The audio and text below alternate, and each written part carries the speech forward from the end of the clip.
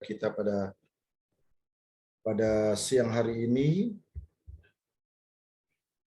Ya, kita percaya Tuhan hadir, Tuhan ada bersama-sama dengan kita semua. Mari sebelum kita mulai ibadah, sekali lagi kita berdoa kepada Tuhan. Terima kasih Bapa di surga, di dalam nama Yesus Tuhan sertai kami dalam ibadah Zoom online ini. Persekutuan Doa Raja Wali, berkati kami semua sudah hadir. Berkati hamba-Mu yang akan memberitakan firman Tuhan bagi kami semua, sehingga firman Tuhan masuk dalam hati dan hidup kami, dan kami boleh bertumbuh di dalamnya. Kami berdoa Tuhan, segala kuasa pada Engkau kami tolak hancurkan di dalam nama Yesus. Biarlah Tuhan selalu menyertai ibadah ini dari awal hingga akhir. Kami taruhkan dalam tangan yang penuh kuasa. Di dalam nama Tuhan Yesus kami berdoa dan ucap syukur kepadamu. Haleluya. Amin. Kita angkat pujian kepada Tuhan. Bapakku datang.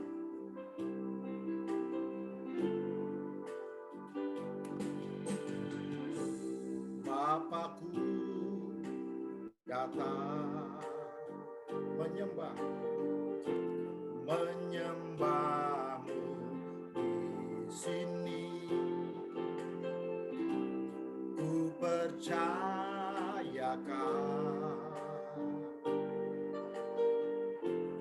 ada bagiku. Katakan Bapakku datang. Bapakku datang.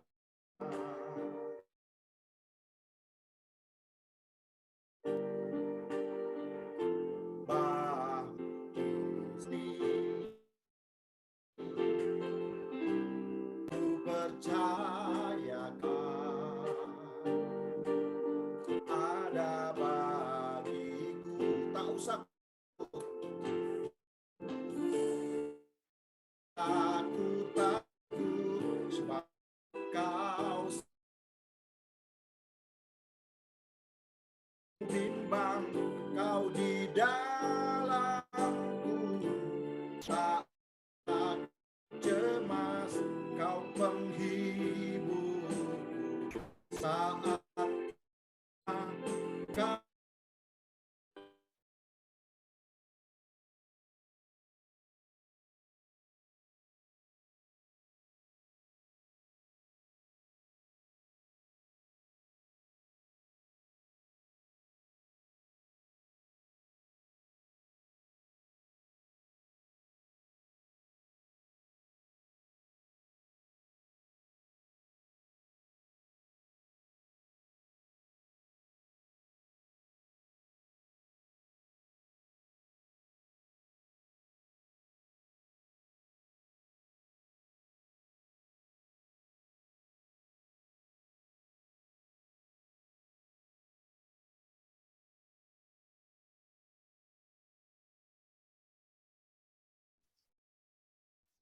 Mohon maaf, Bapak Ibu, Om Ronald sepertinya terlewat signalnya sebentar.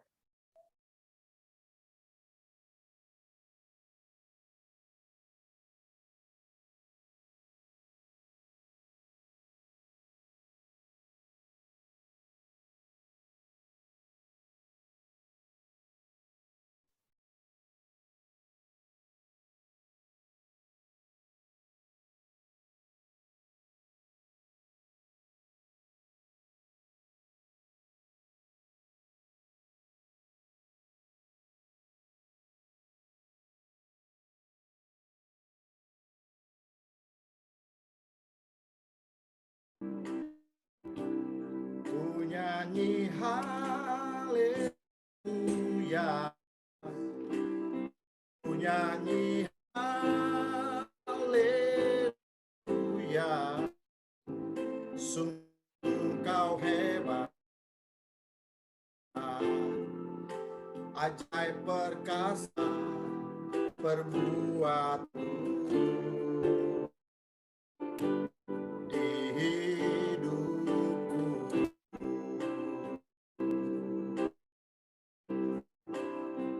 Ku nyanyi haleluya, ku nyanyi haleluya,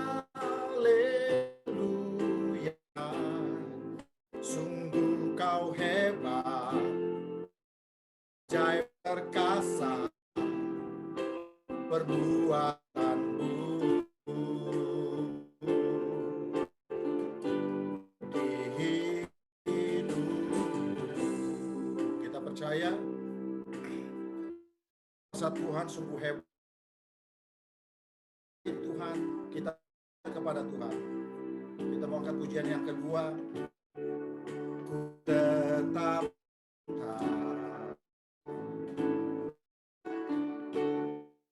Ku tetap cinta,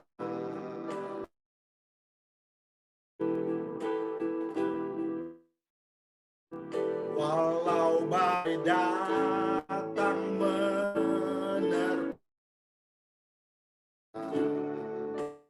Katakan ku tetap setia, ku tetap setia.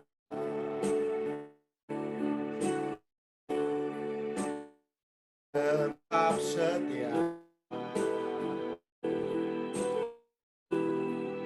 walau taufan datang.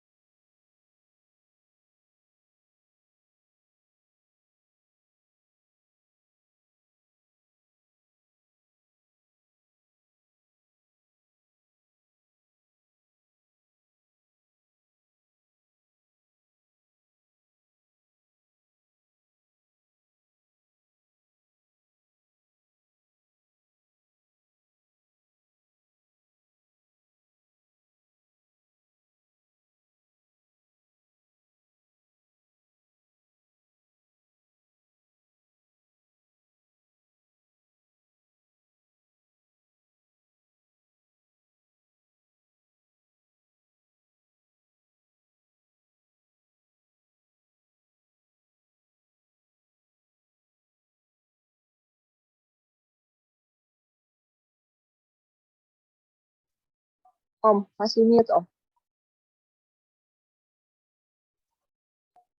Om Ronald. Takkan mungkin ku untuk selama-lamanya, biar ku tetap cinta dan ku tetap setia untuk selama-lamanya.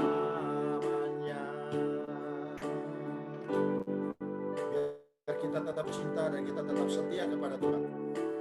Kita mau masuk lagu yang berikutnya, bahwa tiada berubah, kuasa namamu tiada berkesudahan, kasih setia Tuhan kepada kita.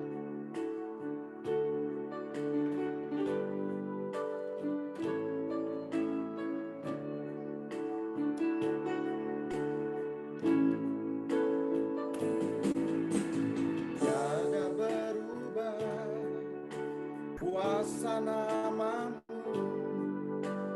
tiada berkesudahan, kasih setiamu. Apabila Tuhan sudah berfirman, maka semuanya jadi.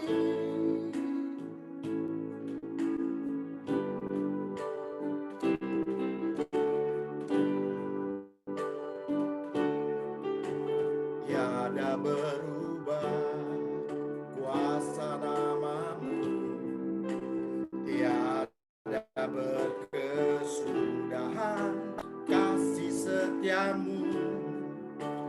Apabila Tuhan sudah berfirman, maka semuanya jadi.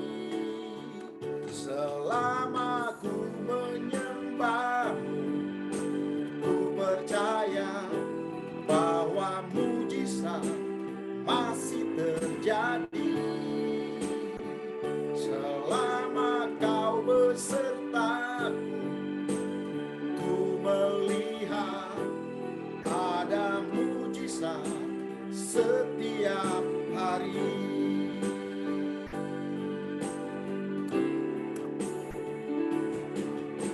Tiada berubah kuasa namamu, tiada berkesudahan kasih setiamu.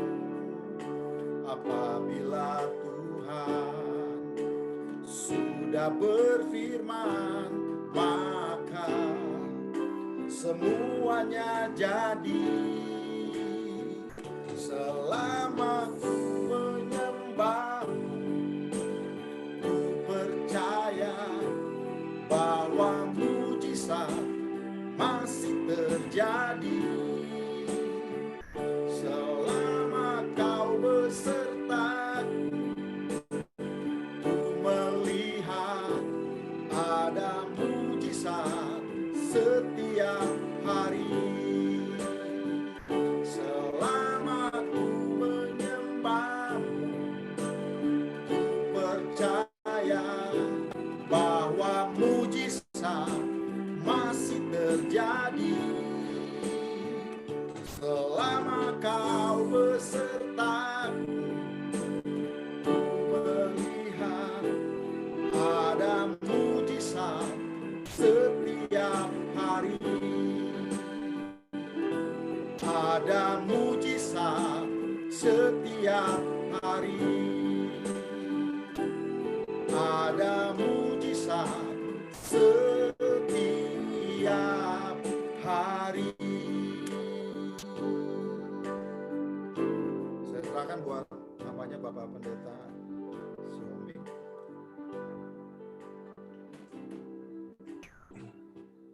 Baik. Kita berdoa, kita bersyukur, haleluya. Bapak, terima kasih buat anugerah-Mu di kesempatan di mana kami boleh ada, sebagaimana kami ada, kami bersyukur di mana kami juga rindu di dalam rangkaian ibadah ini untuk mendengarkan firman-Mu.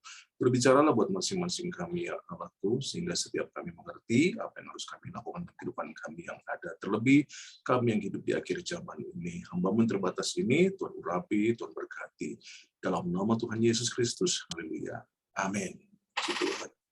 Shalom, selamat siang Bapak Ibu dikasih Tuhan. Kita bersyukur di kesempatan siang hari ini kita boleh ada sebagaimana kita ada, ya, tentunya menjadi satu sukacita kalau kita boleh ada dalam kebersamaan ini. Nah, ada hal-hal yang menjadi tantangan tentunya kalau kita bicara tentang keadaan kita di akhir zaman ini. Itu sebabnya saya mau setiap kita melihat persiapan apa, hal apa yang harus kita lakukan di tengah-tengah tantangan yang ada, ya. Kalau kita melihat di dalam Matius pasal yang ke-24, saya mau mengajak kita untuk melihat di sini ada hal yang menjadi peringkop yang dikatakan bahwa ini adalah khotbah tentang akhir zaman. Akhir zaman itu bicara tentang hal apa? Nah, pada ayat yang pertama dikatakan, sesudah itu Yesus keluar dari bait Allah, lalu pergi, maka datanglah murid-muridnya dan menunjuk kepada bangunan-bangunan bait Allah. Bapak Ibu saudara-saudari dalam Tuhan, kalau kita lihat di sini bahwa ada hal yang luar biasa di mana ketika Yesus mengajak murid-murid keluar dari bait Allah dan ia menunjukkan apa yang menjadi kemegahan bait Allah itu sendiri, ya. Apa yang menjadi kebanggaan di dalam kesempatan sebagai orang-orang Yahudi pada waktu itu dengan adanya bait Allah itu sendiri. Nah, Yesus menunjuk tentang bangunan itu sendiri.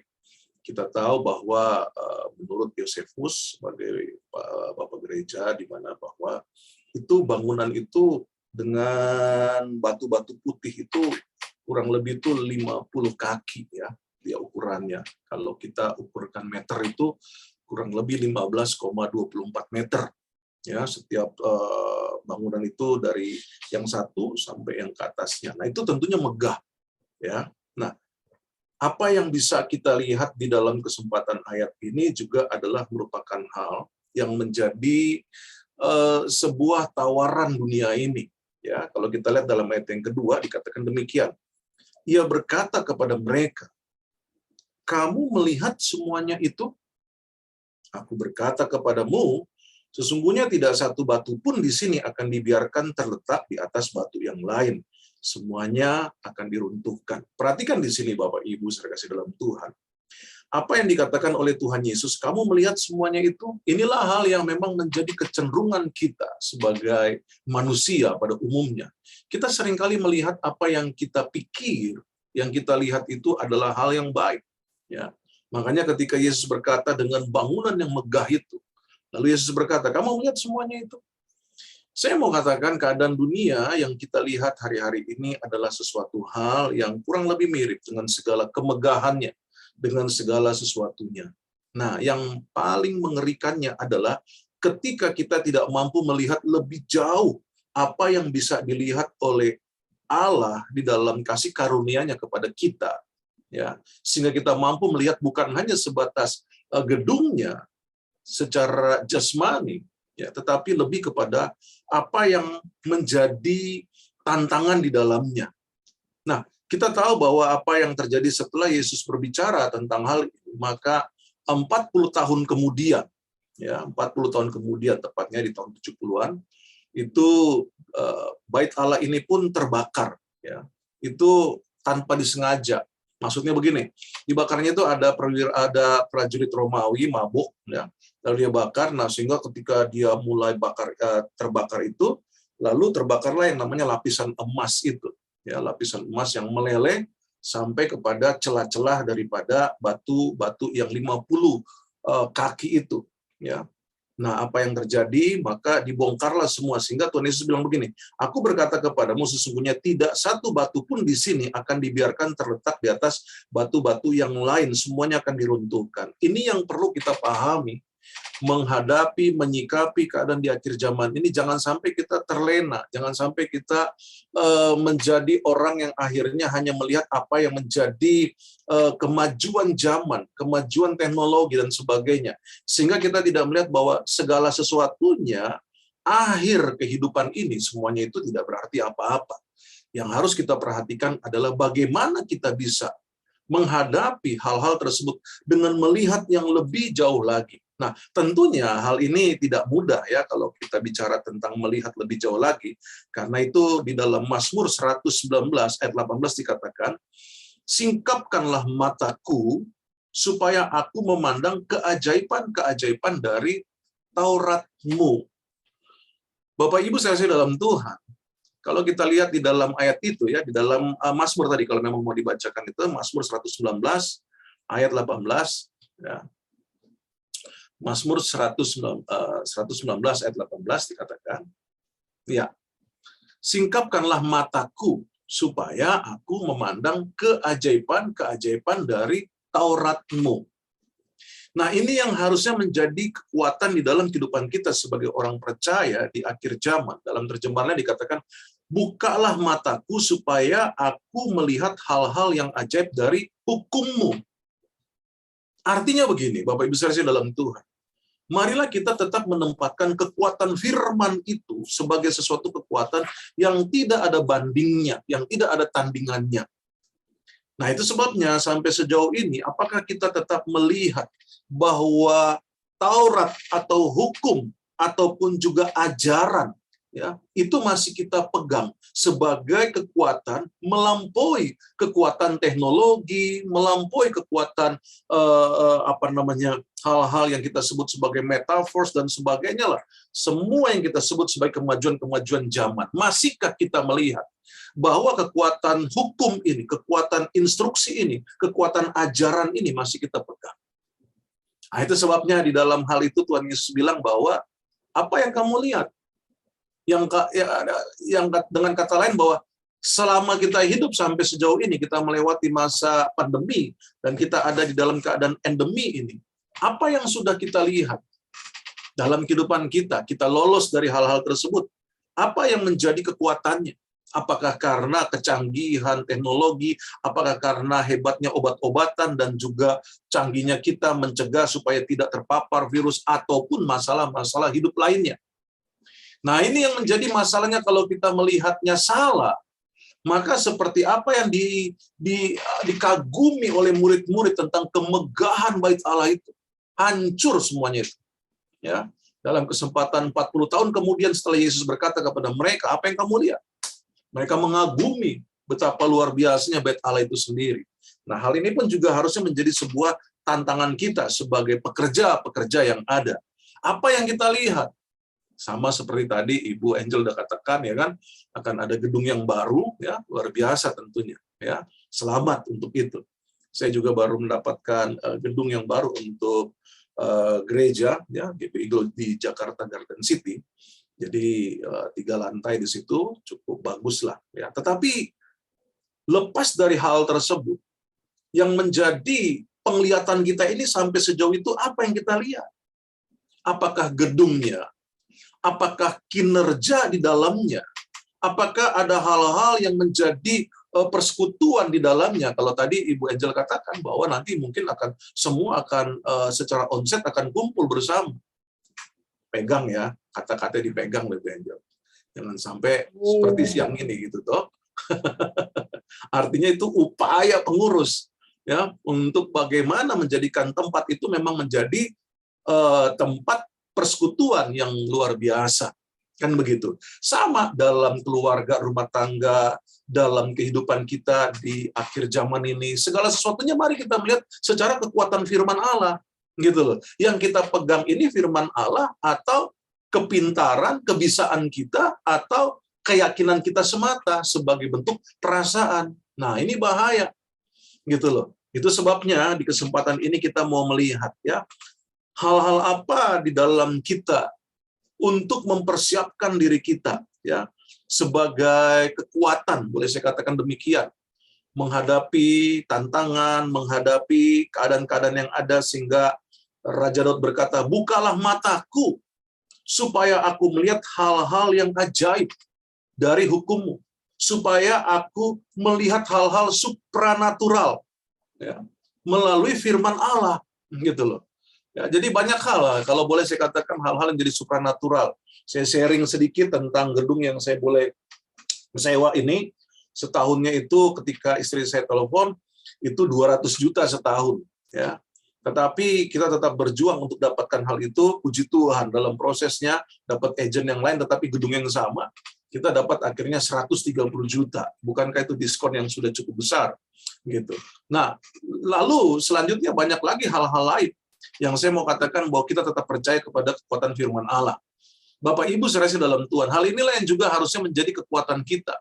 Sampai sejauh ini, apa yang kita pegang? Ya, apakah firman Tuhan itu penting nggak sih dalam hidup kita? Mari kita merefleksi diri. Sampai sejauh ini firman Allah itu penting nggak sih dalam kehidupan kita? Ya, kalau kita melihatnya hanya sebagai sebuah hukum dan ketentuan yang diberlakukan bagi orang-orang Israel pada masa itu, yang artinya tidak berlaku dalam kehidupan kita, ya kita nggak akan pernah mengalami hal-hal yang lebih sebagai bentuk keajaiban Tuhan, sebagai bentuk di mana Raja Daud berkata, hal-hal yang ajaib dari hukum-Mu. Ya. Nah, ini yang harus kita mulai merefleksi diri kita. Yang kedua, apakah kita mengerti bahwa ketentuan atau hukum firman Allah itu, ya, kita mungkin membacanya begini, oh ya saya dapat memahaminya. Bukan hanya sampai sebatas itu harusnya, ya. Kita berdoa supaya apa? Supaya apa yang menjadi kekuatan firman Allah itu kita rasakan, gitu loh. Sukacitanya, damai sejahteranya, kekuatannya. Jadi bukan hanya sesuatu yang oh ya kita paham, oh ini berlatar belakang dari peristiwa ini secara eksegese, oh ini ceritanya tentang begini-begini. Tapi apa dampaknya buat kita? Kita kadang-kala baca Alkitab, kita nggak merasakan dampaknya. Dosa jalan terus, kelakuan jalan terus, yang penuh dengan segala emosional dan sebagainya. Tidak ada perubahan. Nah, itu pentingnya kita berdoa supaya tuntunan firman Allah itu menjadi kekuatan dalam kehidupan kita. Ya.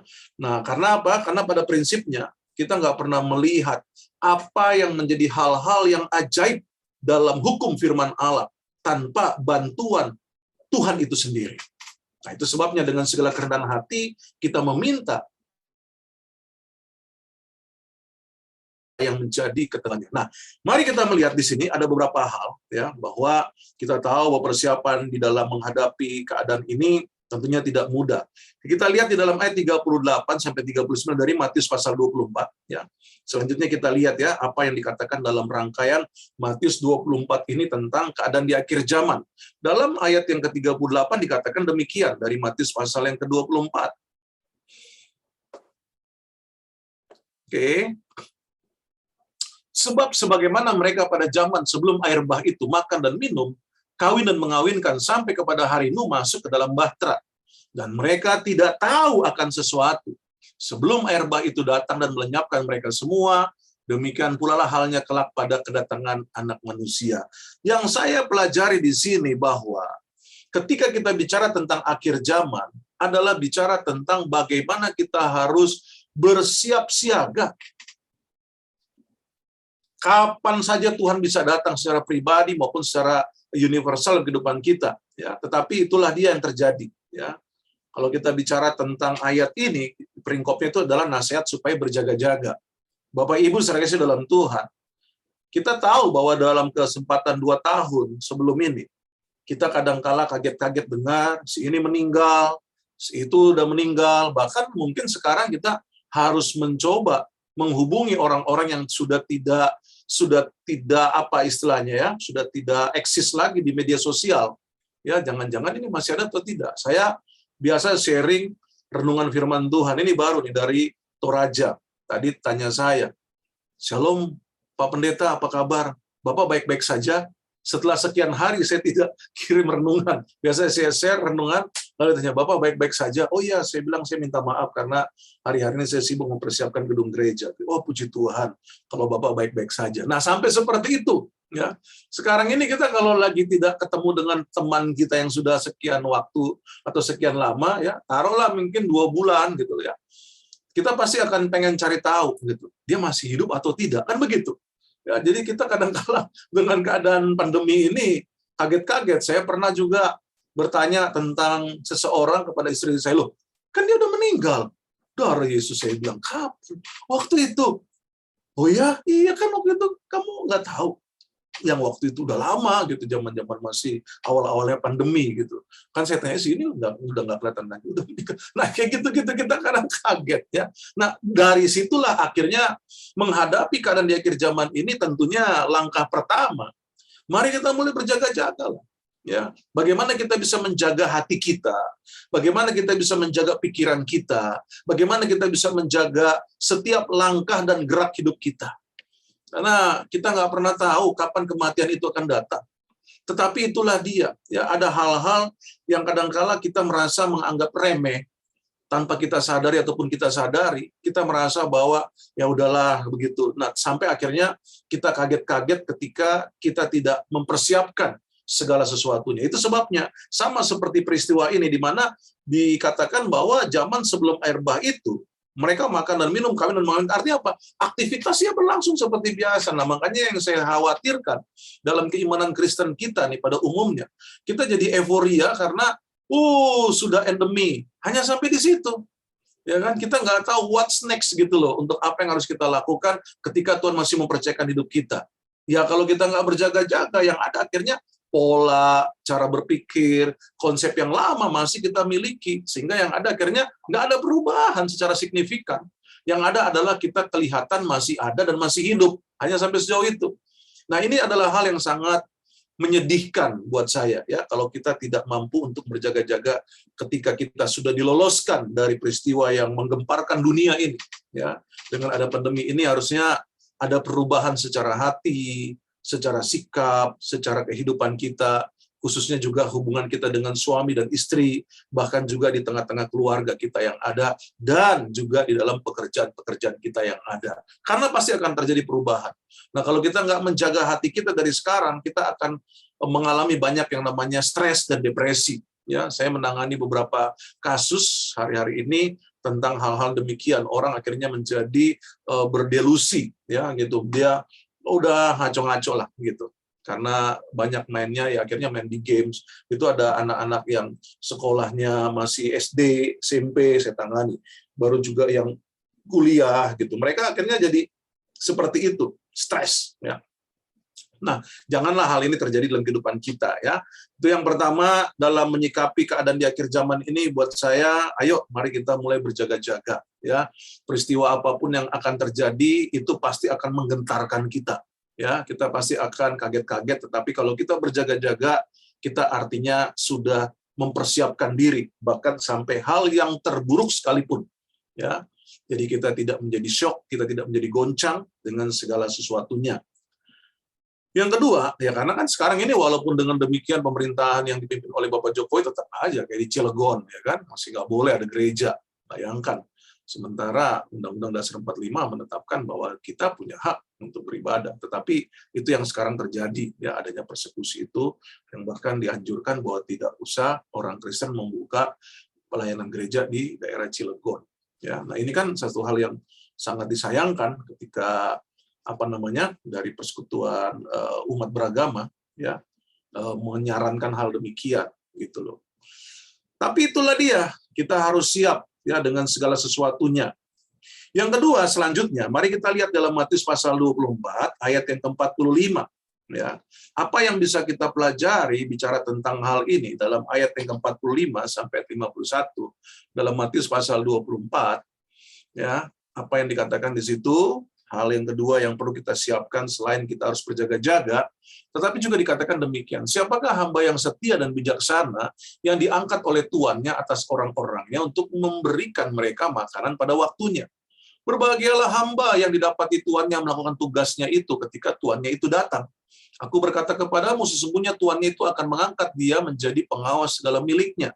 Akan tetapi apabila hamba itu jahat dan berkata dalam hatinya, tuanku tidak datang-datang, lalu ia mulai memukul hamba-hamba lain dan makan minum bersama-sama dengan pemabuk-pemabuk, maka tuan hamba itu akan datang pada hari yang tidak disangkakannya dan pada saat yang tidak diketahuinya, dan akan membunuh dia dan membuat dia senasib dengan orang-orang munafik. Di sanalah akan terdengar ratapan dan kertakan gigi. Dari sini kita bisa melihat bahwa apa yang terjadi di tengah-tengah tantangan di akhir zaman ini itu pengaruhnya kuat loh Bapak Ibu Saudara, ya, dampaknya itu besar sehingga kita hampir-hampir akan sama seperti orang-orang dunia kebanyakan, orang-orang yang tidak mengenal Tuhan Yesus Kristus kebanyakannya. Makanya tidak heran di akhir zaman banyak orang yang akan menjadi agnostik, bahkan juga akan menjadi ateis. Gitu loh. Kenapa? Karena mereka berpikir kapan Tuhan datang? Tuhan katanya mau datang, Tuhan katanya mau datang. Kenyataannya nggak demikian. Itu sudah dituliskan juga di dalam 2 Petrus pasal yang ketiga. Tetapi di sini kita bisa melihat hal yang kedua yang harus kita miliki adalah bagaimana kita tetap setia apapun keadaannya, apapun situasinya. Ya, saya katakan untuk mendapatkan gedung di dalam kesempatan untuk memulai gereja ini sesuatu hal yang tidak mudah. Saya ada berapa puluh kali saya datangin di Harapan Indah, ya, dari yang namanya gedung OP, ya, Office Park di sana. Tetapi begitu kita sudah DP, lalu liftnya karena itu kan ada 4,5 hampir 5 lantai lah. Liftnya rusak dan sebagainya, padahal itu sudah oke, tidak jadi lagi, sampai ke mega apa di situ tuh yang besar, ukuran 10 kali 33. Ya, kita juga sudah coba cari, tetapi di situ pun juga akhirnya kita sudah mau ketemu ownernya langsung bilang dengan tegas tidak boleh untuk gereja gitu. Jadi, wah, tantangannya cukup banyak ya. Tetapi yang saya mau katakan di sini bahwa kalau kita tetap percaya kepada kekuatan firman Allah, kita akan melihat keajaiban-keajaiban dan kekuatan dari firman Allah itu sendiri. Makanya saya mau katakan sampai sejauh mana nih kita berpegang kepada apa kata Tuhan dalam kesetiaan kita. Kalau kita bicara tentang apa yang dikatakan ya, kalau kita mengacu kembali kepada ayat itu, ya, dia berpikirnya gini, bahwa kok Tuhan ini nggak datang-datang, padahal dia berkata bahwa dia akan datang. Nah, masalah dia datangnya kapan itu bukan hak kita. Ya kan? Kan yang hamba itu kan begitu. Oh, Tuanku tidak datang-datang. Mulai dia terkontaminasi. Mulai dia ikut-ikutan menjadi sesama dengan pemabuk dan sebagainya. Sampai pada akhirnya tuannya itu datang, dia kaget. Ya, nah sama, kita tetap setialah. Kalau Tuhan bilang aku akan datang kembali, dia pasti datang kembali, ya kan? Tetapi di sini yang dibutuhkan adalah kesetiaan kita. Kesetiaan di sini bukan hanya tunggu menunggu semata, tetapi adalah kesetiaan kita melakukan tanggung jawab kita, baik sebagai suami, sebagai istri, sebagai karyawan, sebagai pimpinan, sebagai apapun yang Tuhan percayakan di dalam kehidupan kita yang ada ini. Haleluya. Itulah hal yang kedua yang harus kita siapkan di akhir zaman ini. Dan selanjutnya adalah hal yang ketiga yang kalau saya lihat di dalam Matius 25, karena ini dua pasal ini bicara tentang keadaan akhir zaman ya. Matius 25 pada ayat yang pertama itu bicara tentang gadis yang bodoh dan gadis yang bijaksana. Nah, apa yang bisa kita lihat kalau Bapak Ibu Saudara membacanya dari ayat yang pertama sampai ayat yang ke-13 menceritakan bagaimana mereka menanti-nantikan dan merindukan kedatangan mempelai laki-laki itu sendiri. Nah, apa yang bisa kita pelajari di dalam kesempatan ini bahwa yang membedakan orang-orang gadis yang bodoh ini dengan gadis yang bijaksana itu adalah bicara tentang bagaimana stok pelita itu sendiri. Artinya begini, mereka punya pelita nggak? Punya, ya kan? Berarti di sini bisa kita masukkan dalam kategori mereka orang-orang yang percaya juga, karena mereka menanti-nantikan yaitu mempelai laki-laki itu sendiri, gitu loh. Tetapi akhirnya apa yang terjadi? Mereka kehabisan minyak. Berarti di sini adalah hal yang perlu untuk kita pelajari buat saya ya. Buat saya melihat di sini apa? Ketika orang ini prepare dengan persiapan minyak yang ada, ini kan juga bicara tentang apa? Buat saya semangat. Tetap semangat aja lah dalam keadaan apapun ya. Karena kenyataannya mereka tidak mempersiapkan minyak sedemikian rupa sehingga menimbulkan apa? Kekurangan. Nah, saya khawatirnya kita sudah sampai pada titik hopeless. Kita sudah sampai pada titik menyerah. Kalau sudah sampai seperti itu, maka keadaannya sulit buat seseorang untuk menjadi sesuatu yang dipakai Tuhan, menjadi sesuatu yang akan menjadi berkat buat orang lain, baik di tengah-tengah keluarga maupun di dalam pekerjaan, dalam usaha. Makanya jangan kaget ketika nanti akan terjadi secara sistem yang baru akan dibuat oleh perusahaan yang kita tidak tahu karena mengingat apa yang namanya kemajuan ilmu pengetahuan buatan itu, yang AI itu. Ya. Jadi itu sesuatu hal yang akan menjadi tantangan berat karena robot-robot, ya robot-robot sudah diciptakan sedemikian rupa dengan segala kecanggihannya, yang katanya yang akan digeser ya seperti tenaga medis, kedokteran itu akan digeser oleh hal tersebut karena akurasi dari robot itu lebih tepat dibandingkan dengan manusia dalam human error-nya, dalam kelelahannya, dalam apanya. Seperti itu. Nah, bahkan juga di dalam kecanggihan-kecanggihan lain. Makanya saya mau katakan, kalau kita tetap memiliki semangat apapun yang akan terjadi, saya katakan, kalau nanti sampai akhirnya terjadi seleksi, pemutusan hubungan kerja pun kita tetap tidak akan kecewa. Kenapa? Karena semangat itu tetap ada. Jadi janganlah berpikir terlalu sempit untuk berkata bahwa semuanya oke-oke saja nih. Setelah selesai pandemi akan menjadi endemi, semuanya oke-oke saja. Belum tentu. Sistem akan berubah, keadaan akan berubah, suasana akan berubah. Nah, itu sebabnya secara persekutuan pun demikian. Makanya kalau saya sharing ya bicara tentang metaverse gitu kan, di mana orang dibangun yang namanya individualismenya, keegoisannya sendiri. Seperti ini Bapak Ibu Saudara, di tempat di mana ada, jangan lupakan bahwa secara sejatinya, secara hakikatnya Allah menciptakan manusia itu sebagai makhluk sosial. Dia tidak akan bisa kalau dia sendirian. Nah, itu yang terjadi. Makanya tidak heran ini juga bicara tentang bagaimana dibangunnya keadaan theta, ya kan? Jadi kita biasanya kan beta, kan yang beta itu adalah yang real. Kalau yang theta itu adalah hal yang memang menjadi seperti ilusi, bayangan dan sebagainya. Nah, repotnya kalau kita nanti dibentuk menjadi manusia-manusia theta. Kalau bicara manusia theta, contoh ya, saya kasih lihat di sini. Ini kalau dibilang nih warnanya apa? Ini bisa dirubah menjadi warnanya adalah biru. Padahal ini realitanya secara betanya ini adalah putih. Tetapi kita sudah dirusak sistemnya itu. Kita akan bilang, wah ini biru. Seperti apa yang kita mau? Saya mau remote ini warnanya biru. Maka dia akan jadi biru. Secara pandangannya. Tetapi secara realitanya ini nggak berubah. Ini tetap adalah putih. Ini bahayanya. Sehingga tidak heran akhirnya manusia di akhir zaman, dia akan menciptakan dirinya sebagai Allah, sebagai dewa dan dewi. Inilah dia yang disebut sebagai agama paganisme.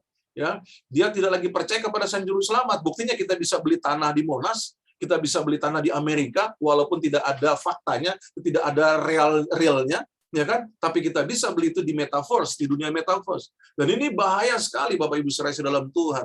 Makanya tidak heran kalau kita tidak memiliki semangat, saya katakan, dengan keadaan tantangan perubahan yang hebat nantinya, kita akan terkapar, kita akan tersingkirkan. Itu sebabnya miliki minyak itu sendiri. Persiapan, dengan kata lain, ayo tetap semangat menghadapi keadaan akhir zaman ini. Oleh karena itu, hal-hal ini perlu untuk kita renungkan, ya, mempersiapkan keadaan di akhir zaman ini. Buat saya, yang pertama, mari kita mulai berjaga-jaga.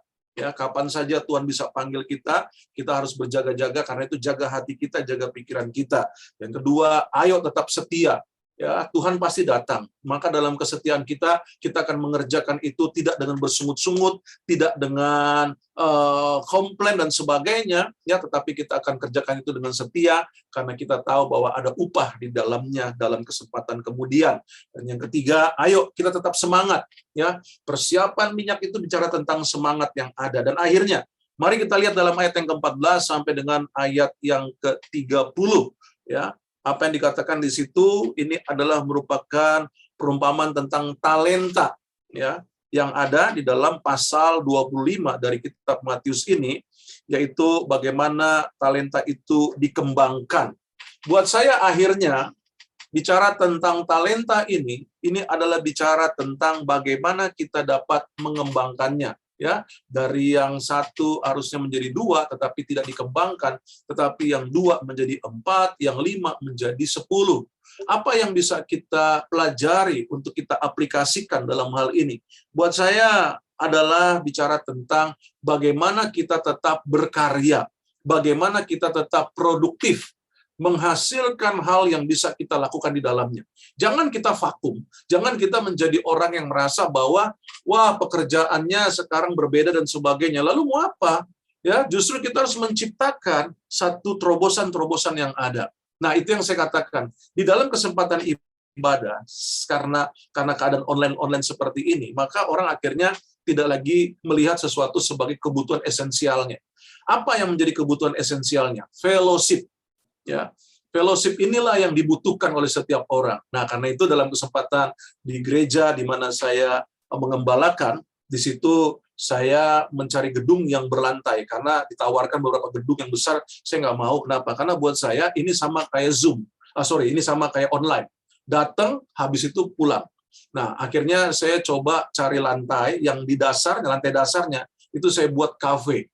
Ya, jadi itu yang akan mensupport gereja, dan di situ nanti seperti lounge, di situ nanti orang datang bisa komunikasi, bisa say hello dan sebagainya. Lalu selanjutnya nanti yang pulang ibadah pun juga tidak langsung pulang.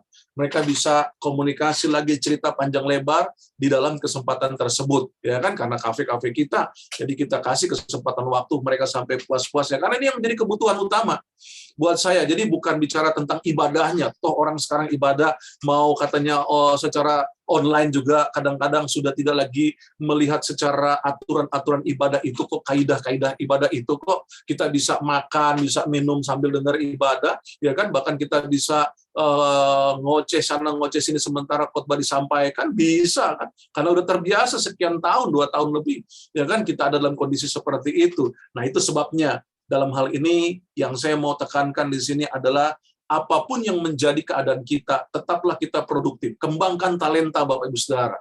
Kembangkan apa yang menjadi, baik itu karunia-karunia ilahi maupun juga talenta-talenta alami yang Allah berikan di dalam pekerjaan, di dalam segala aktivitas kegiatan kita yang ada. Karena kalau kita tidak mampu melakukan hal tersebut, kita akan kalah di dalam majunya pergerakan dunia ini. Ya, itu sebabnya minta sama Tuhan supaya kita memiliki terobosan-terobosan, inovasi-inovasi yang ada. Itu juga yang saya harapkan buat pengurus yang ada, ya. Dalam kesempatan nanti ketika dalam kesempatan secara onsite, udah jangan pakai konsep yang lama, ya. Yang dibutuhkan prinsipnya setelah disurvei bahwa orang ini membutuhkan fellowship.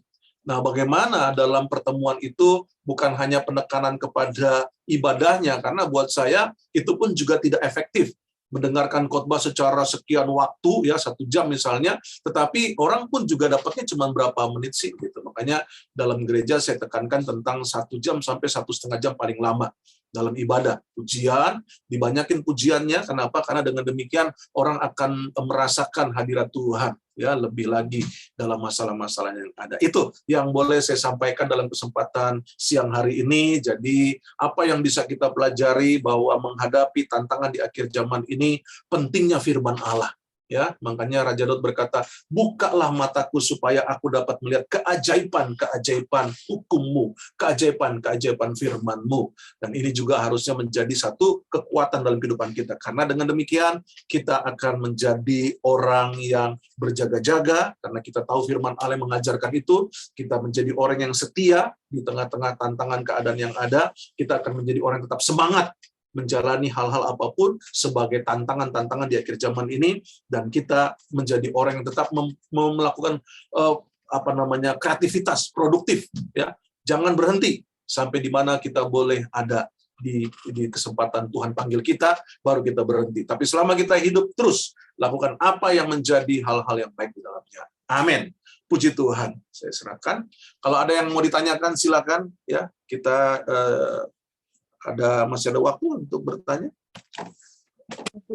Ya, terima kasih Pak Pendeta. Bapak Ibu ada yang mau bertanya? Mumpung kita kayaknya intim banget nih, cuman beberapa orang nih. Ya. Ada yang mau ditanyakan? Seharusnya berapa orang kita? Biasanya sampai 20-an, Pak. Mungkin pada cuti. Beberapa kantor aja yang nggak libur, Pak. Kan untuk Pak Pendeta, benar juga ya Pak, selama ini kita fokusnya sama endemi aja. Kita nggak sadar kalau perubahan dunia yang bakalan, wow. Kita bukan hanya baca firman, tapi harus benar-benar talentanya diperkembangkan semuanya. Ayo Bapak Ibu, pakai semua talenta yang ada. Jangan mau kalah sama dunia. Saya berbahagia banget nih ada Erika, Pak Pendeta.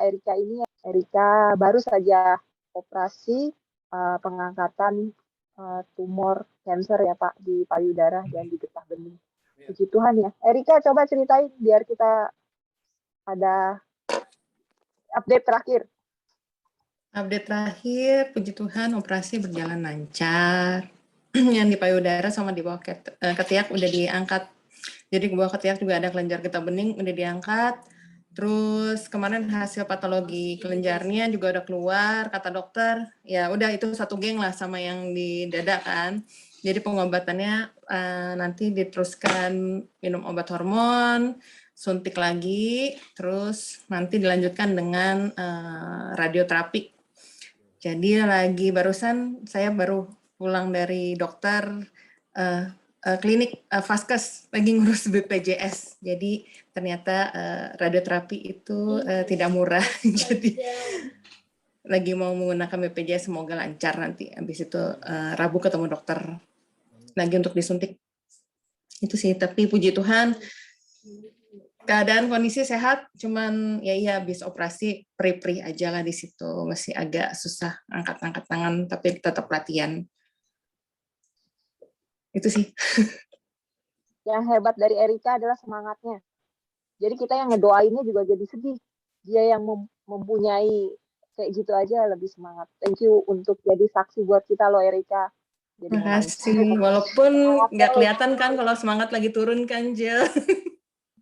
Pasti ada naik turunnya, tapi ya gitulah. Halo Pak David.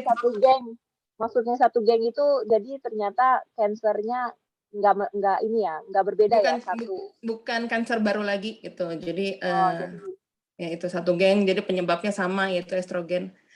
Ya. Halo Pak David. Mantap. Pak Pendeta tolong doakan supaya lancar semua ya Pak. Tambahin tuh Pak supaya recover sama BPJS. Semangat Erika. Siap. Yakin lancar. Kita tutup kebaktian ini. Wah, saya jadi yang cengeng. Silakan Om Ronald. Ya. Mau nyanyi apa? Ya. Oke. Satu-satunya yang ku andalkan, satu-satunya yang ku percaya, Engkau sumber kekuatan, sumber pengharapan, sumber kedamaian. Satu-satunya yang ku andalkan, satu-satunya yang ku percaya, Engkau Tuhan memberkati, Tuhan penyembuhku, Tuhan pemulihku. Satu-satunya yang ku andalkan, satu-satunya yang ku percaya,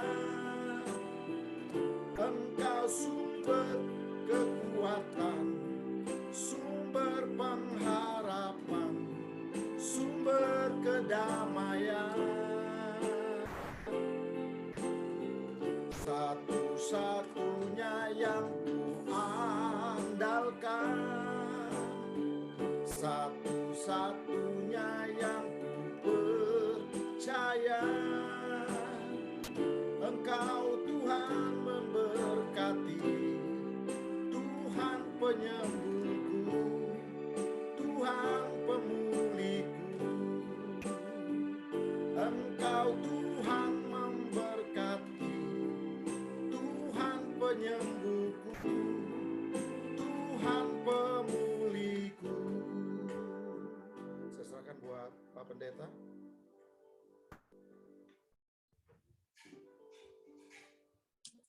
Baik, kita akhiri bersamaan kita dalam kesempatan ini. Kita berdoa, haleluya.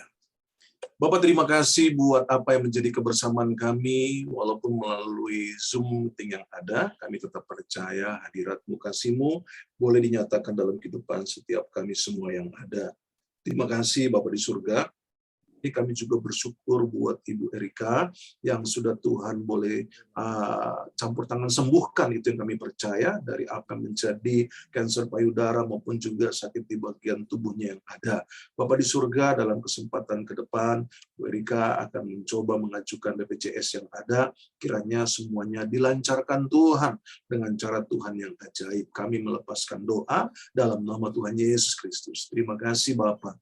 Kami juga berdoa sakit yang sama tidak akan pernah terjadi lagi atas hidupnya, karena Tuhan yang memulihkan dan Tuhan yang menyembuhkan secara sempurna. Jika masih ada yang terpapar virus COVID yang ada, yang saat ini juga sedang ada dirawat di rumah sakit maupun juga di rumah, Tuhan campur tangan, Tuhan tolong semuanya kembali dipulihkan Tuhan dalam nama Tuhan Yesus. Kami juga berdoa buat negeri dan bangsa kami Indonesia, ke dalam tangan Tuhan yang kuat kami serahkan. Berkati Indonesia, lawat Indonesia, Shalom Allah turun atas Indonesia. Berkati Bapak Presiden, Bapak Joko Widodo, berkati juga Bapak Wakil Presiden, Pak Aruf Amin, berkati juga para kepala daerah, para menteri, bahkan setiap pemimpin bangsa kami. Kami juga berdoa buat ekonomi bangsa kami Indonesia, Tuhan kiranya juga memberkati. Begitupun juga buat keamanan negeri kami, kiranya Tuhan juga memberkati TNI, memberkati juga Polri. Kami juga berdoa buat setiap tenaga kesehatan, Tuhan kiranya senantiasa memberkati. Terima kasih Bapak di surga, dan akhirnya Bapak Ibu serahkan dalam Tuhan, arahkanlah hatimu kepada Tuhan. Terimalah berkat yang datangnya dari Allah Bapa, kasih anugerah daripada Tuhan Yesus Kristus, penyertaan penghiburan pengurapan persekutuan daripada Allah Roh Kudus, turun atas kehidupanmu, atas kehidupan keluarga rumah tanggamu, atas kehidupan masa mudamu, masa tuamu, bahkan anak dan cucumu, bahkan turun atas apapun yang kau kerjakan dengan tanganmu, senantiasa Tuhan jadikan berhasil dan beruntung. Mulai siang hari ini sampai Maranatha, Tuhan datang kembali untuk menjemput setiap kita yang percaya, mengasihi, mencintai, bahkan melayaninya. Berkati buat setiap hamba-hambamu yang sudah boleh melayani, begitupun juga Pak Ronald yang sudah boleh melayani, begitu Bu Angel, Tuhan juga kiranya memberkati setiap kami semua yang ada. Dan akhirnya Bapa di surga, kami sempurnakan doa kami sebagaimana Tuhan Yesus ajarkan doa ini, dan kita naikkan doa ini bersama-sama. Bapa kami yang ada dalam kerajaan surga, dikuduskanlah namamu, datanglah kerajaan-Mu, jadilah kehendak-Mu di bumi seperti di surga. Berikanlah kami pada hari ini makanan kami yang secukupnya, dan ampunilah kami akan segala kesalahan kami, seperti kami juga mengampuni orang bersalah kepada kami. Dan janganlah membawa kami ke dalam pencobaan, tetapi lepaskanlah kami daripada yang jahat, karena Engkau yang mempunyai kerajaan, dan kuasa, dan kemuliaan, sampai selama-lamanya. Haleluya. Amin. Bapa, terima kasih. Bapa, terima kasih. Bapa di dalam surga,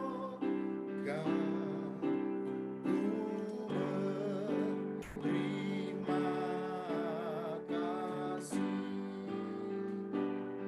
Amin. Ibadah selesai, Tuhan Yesus memberkati. Ibadah selesai. Ya, kita foto dulu. Ya, ada dokumentasi. Akhir tahun. 1, 2, 3. Oke, Pak Pendeta, terima kasih. Ya. Terima kasih Pak Terima Pendeta. kasih semua. Ya, Tuhan memberkati ya, Bapak Ibu semua. Semangat, Pak David. Ya. Gitu Ya. oleh-olehnya. Terima kasih. Memberkati ya.